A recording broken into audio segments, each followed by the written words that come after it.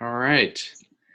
So thank you for coming to this, and a big thank you to Erica for inviting me to host this webinar today. I'm excited to do it.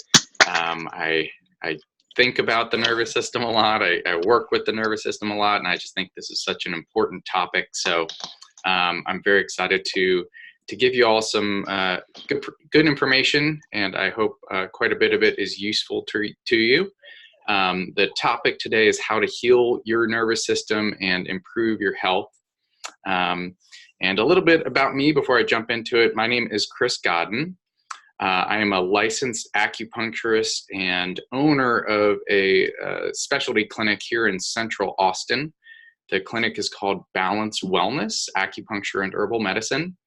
And we are very focused on all natural, evidence-based solutions for sleep, pain, and stress. Those are our specialties. And been in business for about 2 years now. Actually got into this medicine because I was dealing with a lot of back pain myself for years that I could not get rid of.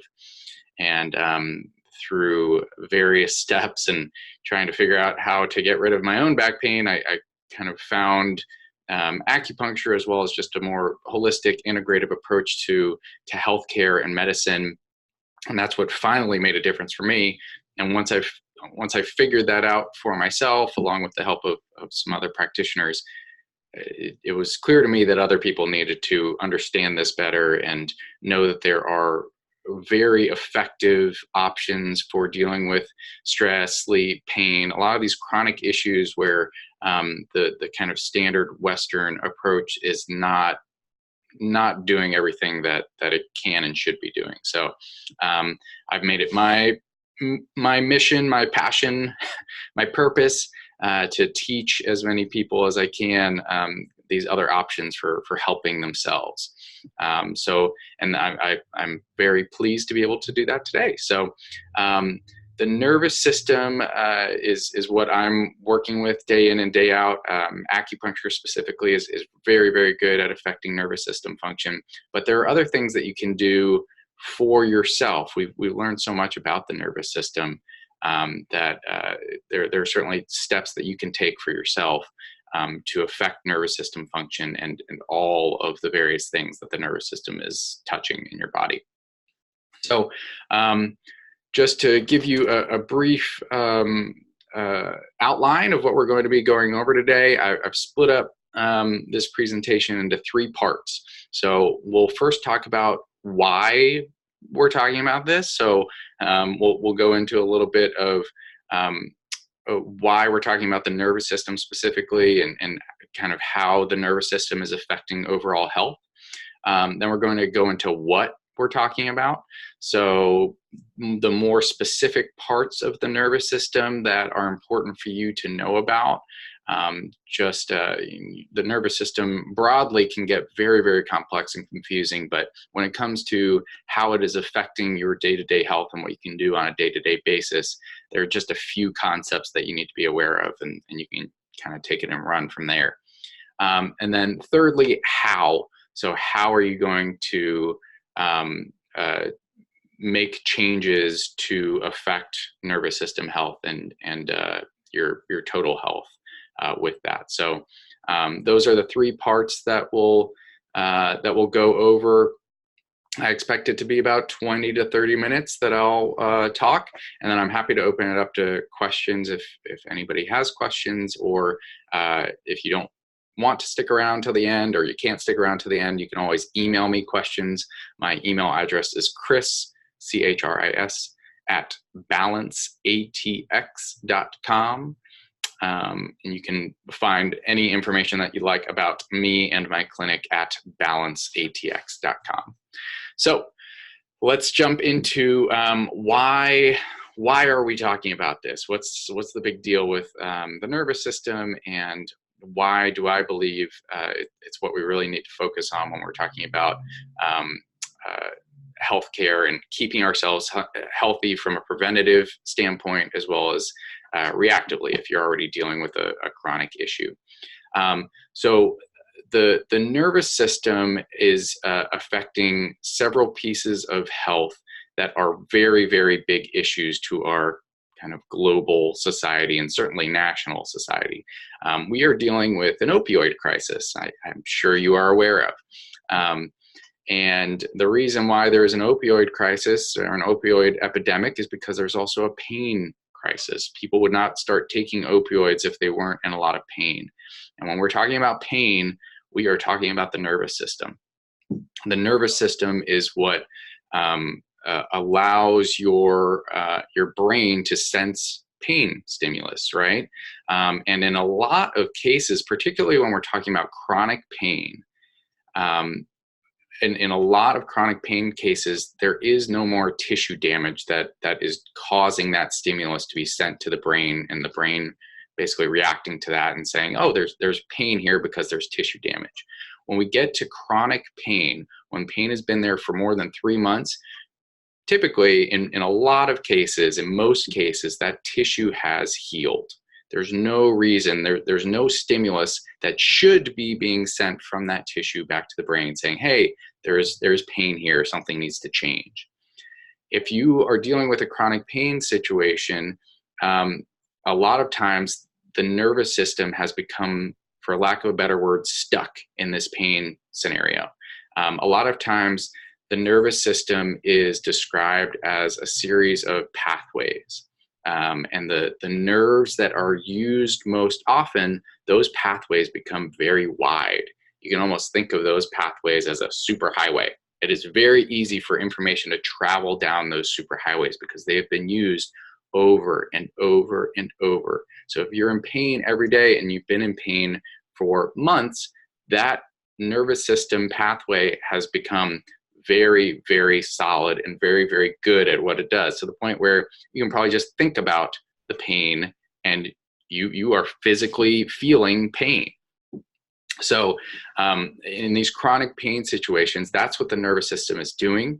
And there are steps to make other paths wider, so that path that has been set, you can make changes to make other paths wider so that you're not in that pain situation as easily going forward. So we're going to be talking about that in the next couple of sections. But that's number one for why we're talking about this opioid and pain epidemic. Number two, we are also more stressed, anxious, and depressed than we ever have been. Technology has a lot to do with this, but just the busyness of our lives. There's so much going on that it is really, really stressing us out. In fact, young people are more anxious, and there's more cases of depression among young people than there ever have been. So this is a major issue too, and this is absolutely all in the realm of the nervous system as well. If you've heard of fight or flight, which I'm sure you have, fight or flight is a response of your nervous system. It is your sympathetic nervous system responding to stimulation in your environment and specific things happening in your body as a result. We're going to be talking more about that in the what are we talking about section, so I won't go too deep into it right now, but that is certainly the second epidemic that we're facing right now, and a big reason why we really need to be talking about what we know about nervous system function and how to take advantage of what we know for our own benefit. And then thirdly, there's just a wide swath of other conditions, diseases, health challenges, where the nervous system, if it's not directly the issue, it is certainly indirectly part of the challenge. So the nervous system is what innervates every single organ in your body. So if you're having digestive issues, if you're having immune system challenges, if you're, and more directly, if Alzheimer's, dementia, if you want to prevent those from happening, we need to be talking about what your nervous system is doing. We need to take the health of our nervous system very, very seriously, so that we're not dealing with those challenges. And if we're already dealing with those challenges, how to kind of get the nervous system back on track. So those are the main reasons for why we're talking about nervous system health, and why we need to really focus in on what we can do about it. So Second section is, what are we talking about? So we're going to get a little bit more detailed into some concepts of the nervous system, so that when we talk about how to make changes to affect the health of your nervous system, you can understand why we're doing that. I always find that it's, for me personally, and I found this with my clients too, if they understand why they need to make a change, it's a lot easier than just saying, oh yeah, I've heard that it's beneficial to meditate every day. If you don't know the why behind that, then it's much harder to make that change and to give yourself that push to do it. So in this section, we're going to talk a little bit about the specific parts of the nervous system that's important for you to be aware of when we're talking about the health of your nervous system. So the first part of the nervous system we're going to be talking about, I've already mentioned, is this fight or flight response. The fight or flight system of your nervous system is part of your autonomic nervous system. Autonomic is another word for automatic. This is outside of your conscious thought. So your autonomic nervous system has the sympathetic nervous system, that's your fight or flight, but then it also has another part of it called the parasympathetic nervous system. You can think of it as the opposite of the sympathetic nervous system. So the sympathetic nervous system is that fight or flight. The parasympathetic nervous system also has a good name because parasympathetic is hard to remember. It's been nicknamed rest and digest. I actually just read another nickname for it, feed and breed, which I thought was another great nickname for the parasympathetic nervous system.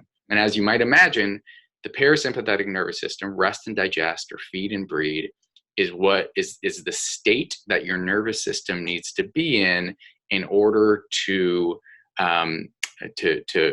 digest properly. If you think of that rest and digest, feed and breed, so it's all about digestion, digesting your foods, digesting if you're taking any supplements or if you're taking any pharmaceuticals, you need to be digesting those things properly in order to effectively, in order for the body to effectively use them. So the parasympathetic nervous system is very, very important in digestion. It's also very, very important in reproduction. So that's where the feed and breed part of the nickname comes from.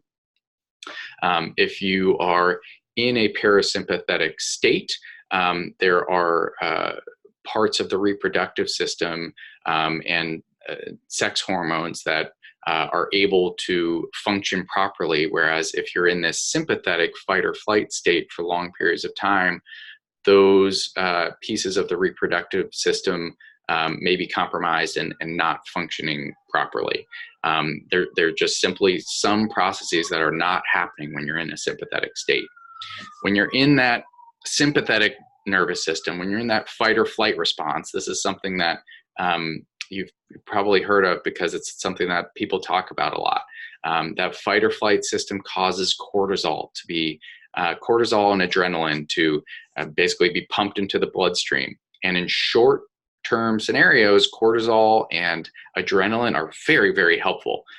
Short-term, they can help you focus. They give you mental clarity. They can help you run faster. They can help you lift stronger.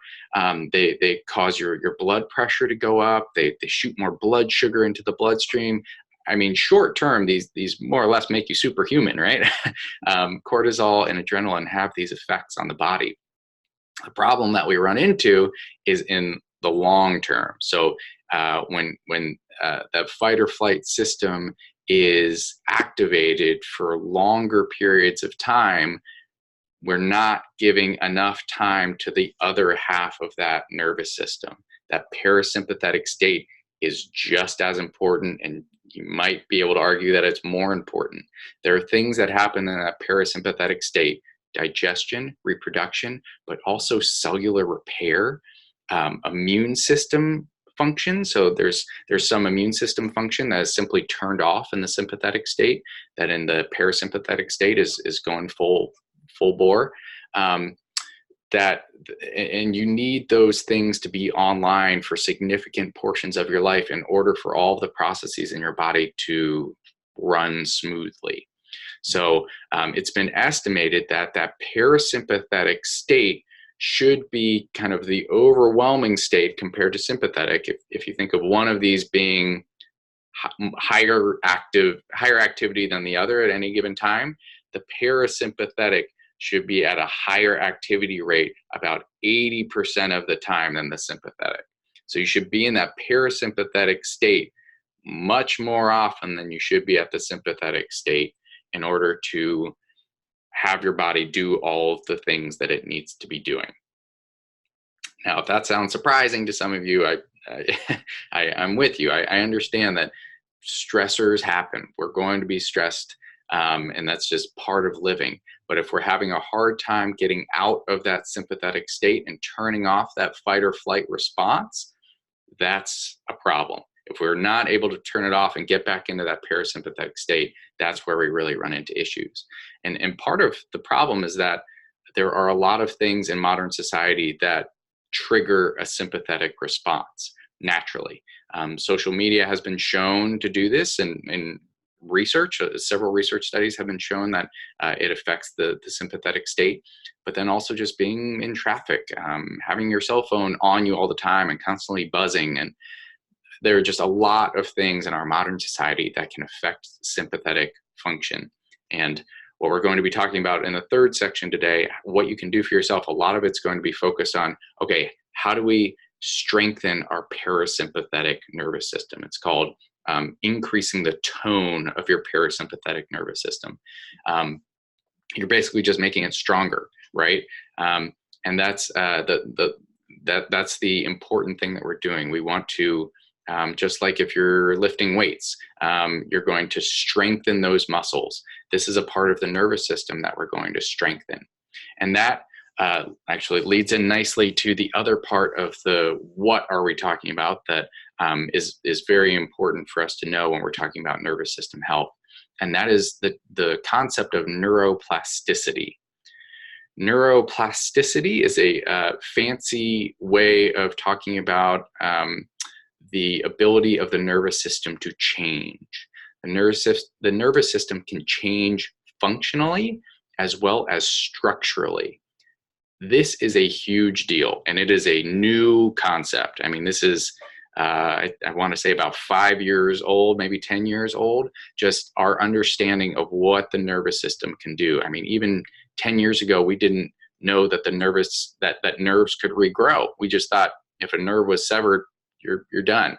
Now we know nerves can regrow, and not only that, nerves can change shape and function based on the activities that we're engaged in.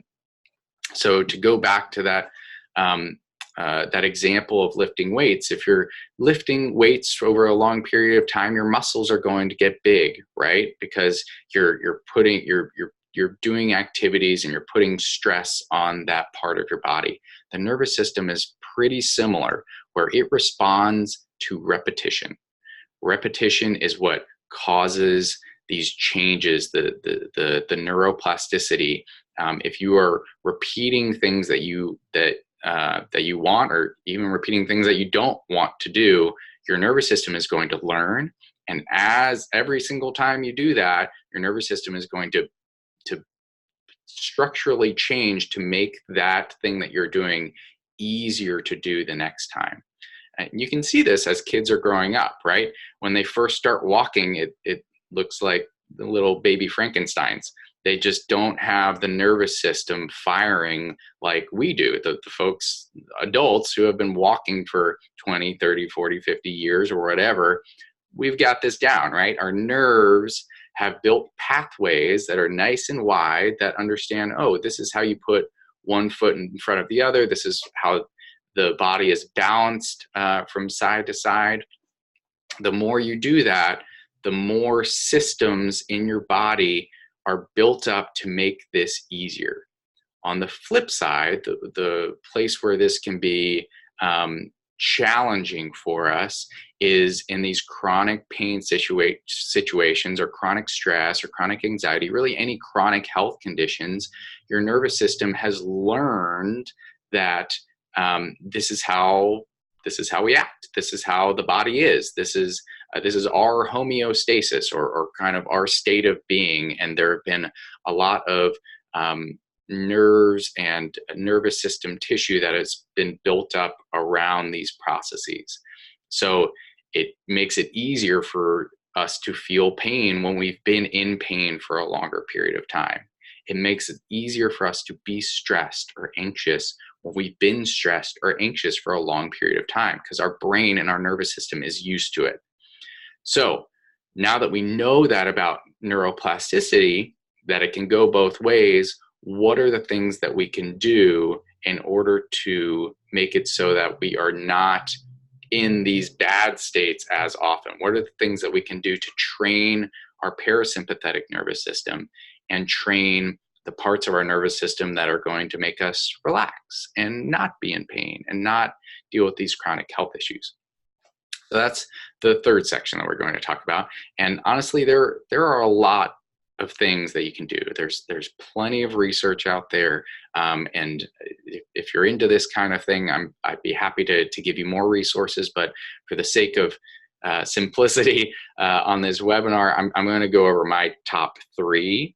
The top three things that you can do to help yourself stay in a parasympathetic state and take advantage of what we know about neuroplasticity to make your nervous system healthier and more resilient and stronger, so that whether you're dealing with chronic issues right now or whether you're trying to prevent them, these are steps that are good for any of those things. So number one, the number one recommendation I have is actually two parts, but they go together. So number one is breathe and meditate. The reason why I put both of those in the first one is because some people are kind of weirded out or freaked out when I prescribe or recommend meditation as something that would be very, very helpful for you. If you're not into meditation or it's not something that you want to do, that is completely fine. Breathe. That is just as important. In fact, a lot of meditation is just that. You're breathing and you're focused on your breath. The reason why both of these are so effective is because if you think back to, I'm not sure we talked about this specifically, but the sympathetic nervous system, that fight or flight response, one of the things that happens is your breath gets really shallow. You start hyperventilating because your body is in the sympathetic state, and your nervous system is telling your body to get as much oxygen in as possible in order to pump the heart faster and get more blood to the organs that need it, so that you can run faster or fight or whatever it needs to be with this fight or flight system. So if that's what's happening in the fight or flight, the parasympathetic is the opposite. It's very deep diaphragmatic breathing is part of a parasympathetic state. And your nervous system, it's not a one-way street. It is a two-way street. So if you start breathing very, very deeply, even if you are in a sympathetic state, if you are stressed, you feel the sweaty palms, you're stuck in traffic, whatever is stressing you out, if you are feeling that adrenaline and you feel like you're in that sympathetic state, you can knock yourself out of the sympathetic state through deep breathing. So a couple ways that you can do it. Definitely, while you're breathing, always focus on it being deep enough so that your abdomen goes in and out. Imagine the breath going all the way down to your belly button or right below your belly button. So with each deep breath, that belly fills up, and with each breath out, it goes all the way down. So it fills up and it goes all the way down. And there are various breathing techniques. It can be as simple as just 6 seconds in, 6 seconds out, 6 seconds in, 6 seconds out. There's also a concept called box breathing, where you imagine a box, and with each time you're going up on the box, and you can do it with your finger if you want in front of you, or you can just do it in your mind, kind of drawing this box.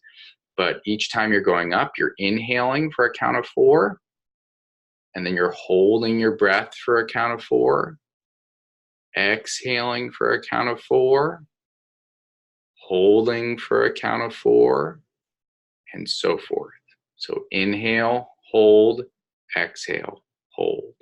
Inhale, hold, exhale, hold. This is called box breathing. You can do it for a count of 4. You can do it for a count of 5, whatever seems right to you. This can be very effective because it gives you something to focus on, and it's also doing that deep breathing, which is great for parasympathetic tone. Another breathing technique is called 4-7-8 breathing, which was developed by Dr. Wheel. He developed it, I want to say it was specifically for helping with insomnia, but it helps with just getting that parasympathetic nervous system online anyways. So 4-7-8 breathing is 4 seconds in, 7 seconds hold, 8 seconds out. All of these are pretty similar, right? Just pick one, find one that works best for you. Try to do it for a minute. Everybody has a minute to spare, and just see how that makes you feel, particularly if you're stressed and you do this with eyes closed for 1 minute. I promise you, you're going to feel quite a bit better afterward. And if you can work this into your daily routine, you're going to find that you actually get into that sympathetic state to begin with less often, because your parasympathetic state is just that much stronger. When I'm recommending habit changes, the research is very clear that it's easiest to make a habit change if you basically just append it to an existing habit that you have. So for example, if you every day you wake up and the first thing you do is get in the shower, right before the shower or right after the shower, add this to your routine. That's the easiest way to make a habit. Or right after or right before you brush your teeth, something like that. Where you already have the habit, just add a little bit more to your habit. Add 1 extra minute to your habit. You can do it, and it will be very helpful. So that's number 1. Number 2 recommendation, let me see how I'm doing on time. Okay. Number 2 recommendation is to spend time outdoors, spend time in nature if possible. There's been an incredible amount of research on this, to the point where there are all these names that they're coming up with: ecotherapy, forest bathing, green time, wilderness cure. All of these things are kind of being developed in different cultures and societies all over the world, actually, where they're finding that the more time people spend in nature, the better their nervous system function is. So they're seeing improvements in memory, concentration, stress levels, pain levels. I mean, really, you name it. They're seeing when they're doing these experiments where one group gets time outside in nature and another group gets none of that, over and over and over again. Everything else being equal, if you get that time outside, it makes a huge difference. Other studies have also shown that just a view of the outside makes a difference. So they have some people who work in an office where there is no view, and then other people working in an office where they can at least see greenery outside.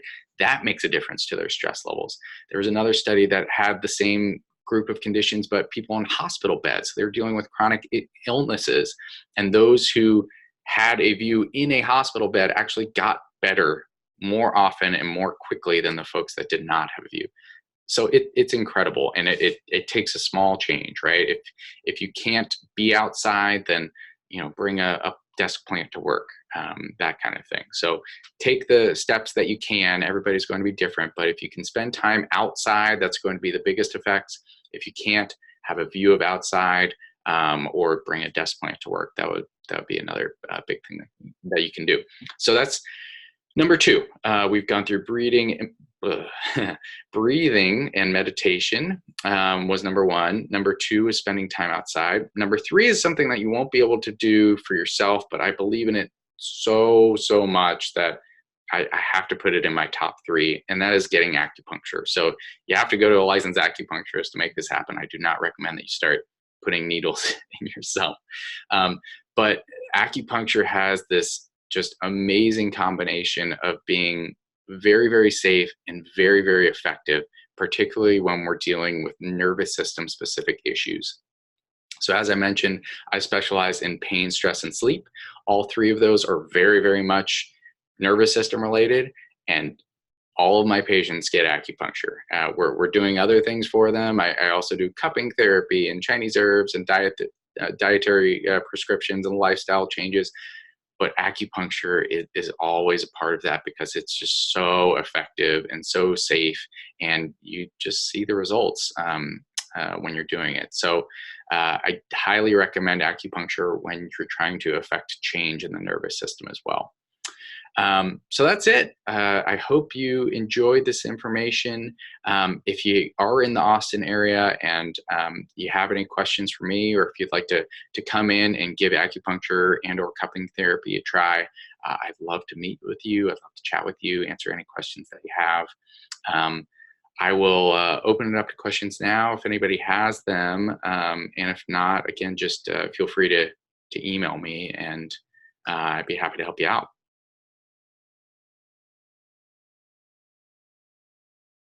And I think there should be a chat if anybody wants to send in a message.